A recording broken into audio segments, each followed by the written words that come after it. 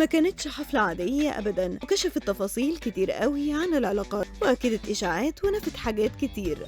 واللي عملته دينا الشربيني حط كل الحاضرين في موقف محرج، ومصطفى قمر وإلهام شاهين وهلا صدقي قلبوا الدنيا، ولميس الحديدي رقصت وسط الناس، والعوضي تصرفاته كانت جديدة على كل الموجودين. وأحمد سعد جاب لكريم محمود عبد العزيز حقه هو ومراته. حفلة MBC اللي حصلت في الساحل الشمالي حضر فيها فنانين مصريين كتير جدا. يا ترى إيه اللي حصل بين دينا الشربيني وكريم محمود عبد العزيز قدام مراته؟ وهل اللي عملته روبي كانت بتجيب بيه حق صاحبتها فعلا، ولا الموضوع كله كان بالصدفة؟ تفاصيل كتير قوي هتعرفوها من الحفلة دي هتتكشف في الفيديو ده، كملوا للآخر هتعرفوا ايه اللي حصل بالظبط. حفلة MBC طبعا ما كانتش حفلة عادية ولا كان ينفع تمر بشكل عادي. البداية كانت من ان الحفلة على البحر، وكان فيها كل فنانين مصر تقريبا، سواء بقى من الشباب او من الفنانين الكبار. وكانت اول الناس اللي حضرت إلهام شاهين وهلا صدقي ولميس الحديدي، وكان اول اللي غنوا مصطفى قمر، واللي كانت إلهام شاهين متفاعلة جدا معاه،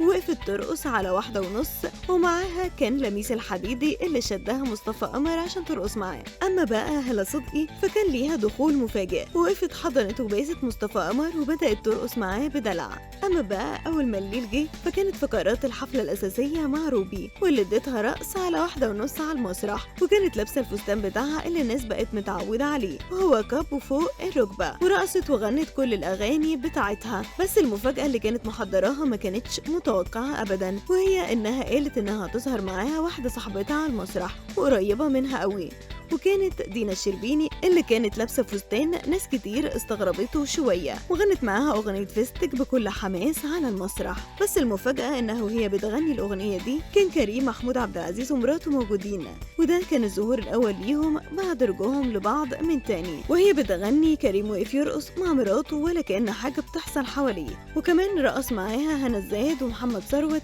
ومراته فنانين كتير قوي. وطبعا مع الاغنيه دي واللي حصل اتفهم الناس كانت موجوده ان الموضوع ده كان مقصود ومترتب بين دينا الشربيني وروبي، عشان يبقى زي ستات كده في كريم ومراته. بس اللي ما كانش متوقع اللي حصل بعد كده، ومن احمد سعد اللي طلع على المسرح بعد روبي وقرر انه يهدي اغنيه رومانسيه مخصوص لكريم محمود عبد العزيز ومراته، واللي كانت هديه منه ليهم بمناسبه انهم رجعوا لبعض.